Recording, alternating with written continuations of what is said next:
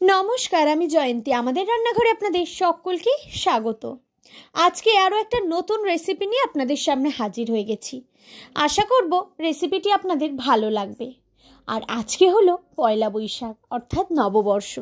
आमार परिवारेर सकल सदस्यके जानाई शुभ नवबर्षर प्रীতি शुभेच्छा ओ अनेक अनेक भालोबासा। बड़ोदेर प्रणाम एबं छोटोदेर अनेक भालोबासा दिएई आजके किन्तु भिडियोटा शुरू करछि। आजके एकटू भिन्न स्वादेर एक निरामिष पद रान्ना करते चलेछि।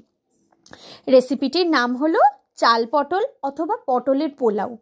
हाँ, ठीकई शुनछेन, रेसिपिटा एकटू अन्य धरनेर किन्तु एटार स्वाद किन्तु दुर्दान्त। तो प्रथमेई देखा गेल जे पटलगुलो भालो करे किन्तु पुरोटा खोसा छाड़िए एकटू साइड दिये केटे केटे निয়েছি যাতে ভাজার পরে ফুলের মতো দেখতে হয়ে যায়। तो आमी पटलटा किरमभाবে केटे निচ্ছি तो आपनादेर साथे देखालामই। तो एके एकेबारे चलुन रेसिपिटाও দেখা যাক আমরা কিভাবে আজকে এই রান্নাটি করছি। তো কড়াইতে দিয়ে দিয়েছি সাদা তেল এবং তেলটি গরম হয়ে যেতে এর মধ্যে আমরা কিন্তু পটলগুলো দিয়ে দিচ্ছি আর দিয়ে দিচ্ছি পরিমাণ অনুযায়ী নুন। দিয়ে এই পটলগুলোকে কিন্তু আমরা একটু নাড়াটালা করে ভাজা ভাজা করে নেব। তো বছরের প্রথম দিন আশা করব সবার ভীষণ ভালো কাটবে। শুধু বছরের প্রথম দিন বলে না, বছরের প্রতিটা দিন সবার খুব ভালো কাটুক। ওইদিকে পটলটা ভাজা হচ্ছে, এর মধ্যে আমি কিন্তু একটা মশলা রেডি করে নিই। তো এখানে প্রথমে নিলাম একটা শুকনো লঙ্কা, তারপরে দিলাম হলুদ গুঁড়ো, তারপরে দিলাম গোটা জিরে। এই মশলাটা এতটা সুন্দর আর এত সুন্দর গন্ধ বেরোয় না, দুর্দান্ত লাগে। আর এখানে দিয়ে দিচ্ছি গোটা গরম মশলা। এর মধ্যে কিন্তু দারচিনির ব্যবহারটা একটু বেশিই আমি করছি। আর তারপর এর মধ্যে কিন্তু আমরা দিয়ে দেব সাদা তেল। তেল দিয়েই আজকে কিন্তু মশলাটা আমরা কিন্তু পেস্ট করে নেব। আর একটা তেজপাতাও কিন্তু আমরা দিয়ে দিলাম। আর আজকে না মশলাটা একটু অন্য রকম ভাবেই রেডি করছি। যেটা বললাম এই যে এর মধ্যে আমি একটু সাদা তেল দিয়ে দেব, আর এছাড়াও কিন্তু এতে আমি একটু গরম জলও দিচ্ছি। দিয়ে এবার একসাথে সমস্ত উপকরণগুলো পেস্ট করে নেব। এই যে খুব সুন্দরভাবে মশলাটা পেস্ট হয়ে গেছে এবং একটা ভীষণ সুন্দর গন্ধও বেরোচ্ছিল। তো তারই ফাঁকে আমাদের পটলগুলো ভাজা ভাজা হয়ে গেছে। দেখতে পাচ্ছেন কি সুন্দর ফুলের পাপড়ি যেরকম মেলে থাকে, পটলগুলোও কিন্তু সেরকম সুন্দর দেখতে হয়ে গেছে। তো পটলগুলো আমরা এখন তুলে নিলাম এবং ওই তেলের মধ্যেই আমরা কিন্তু দিয়ে দিচ্ছি তেজপাতা। তেজপাতাটা দিয়ে একটু নাড়াটালা করে নিয়ে দিয়ে দিচ্ছি বেশ কিছুটা পরিমাণে কাজু এবং কিশমিশ। দিয়ে এটাও কিন্তু নাড়াটালা করে একটু ভাজা ভাজা করে নেব। বাড়িতে যেদিন নিরামিষই থাকবে তো অবশ্যই কিন্তু নিরামিষ খাবার হিসাবে এটা কিন্তু মন্দ হয় না। আমরা যেরকম নিরামিষ দিনে একটু চিন্তা থাকে নিরামিষ দিনে কি তৈরি করা যায়, কি বানানো যায়।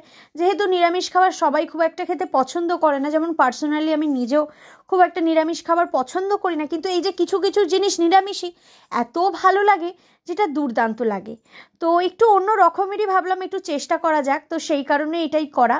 কারণ পোলাও তো আমরা খেয়েই থাকি, কিন্তু পোলাওটা একটু অন্যরকম হয় এবং পোলাওয়ের সাথে কিন্তু আমাদের অলরেডি আরেক রকম কিছু একটা পদ তৈরি করতে হয়, কিন্তু এইটার ক্ষেত্রে আর অন্য কোনো পদের প্রয়োজন একদমই হবে না।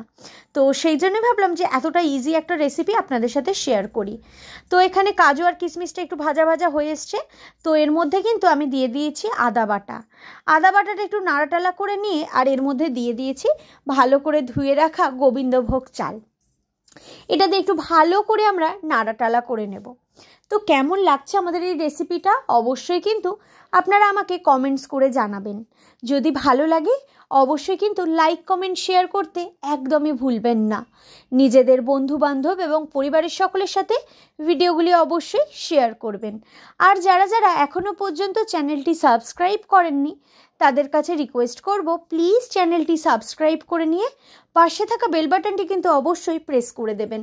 তাহলে কিন্তু প্রথম নোটিফিকেশন আপনাদের কাছেই পৌঁছে যাবে।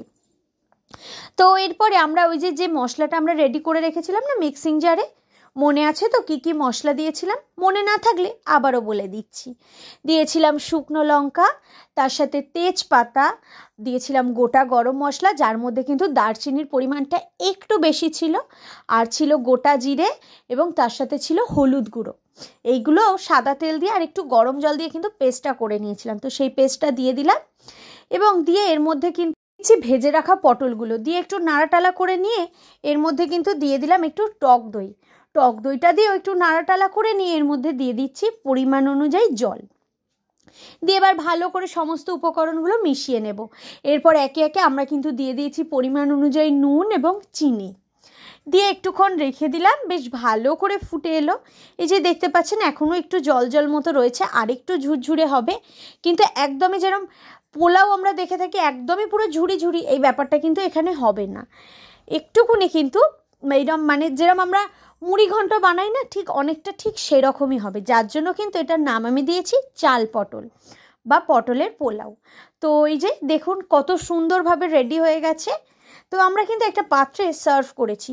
ও আরেকটা কথা যেটা বলতে ভুলেই গেছিলাম, এটা কিন্তু আমরা নামানোর আগে একটু ঘিও দিয়ে দিয়েছি, যাতে কিন্তু গন্ধটা আরও দুর্দান্ত বেরোচ্ছিল। তো দেখতেই পেলেন চটজলদি একটা খুব সুন্দর নিরামিষ পদ আজকে আপনাদের সাথে শেয়ার করলাম। তো কেমন লাগলো রেসিপিটা অবশ্যই কিন্তু কমেন্টস করে জানাবেন। আজকের ভিডিওটা এইটুকুই, দেখা হবে আবারও আপনাদের সাথে নতুন কোনো ভিডিও খুব তাড়াতাড়ি। ততক্ষণের জন্য সবাই ভালো থাকবেন, সুস্থ থাকবেন।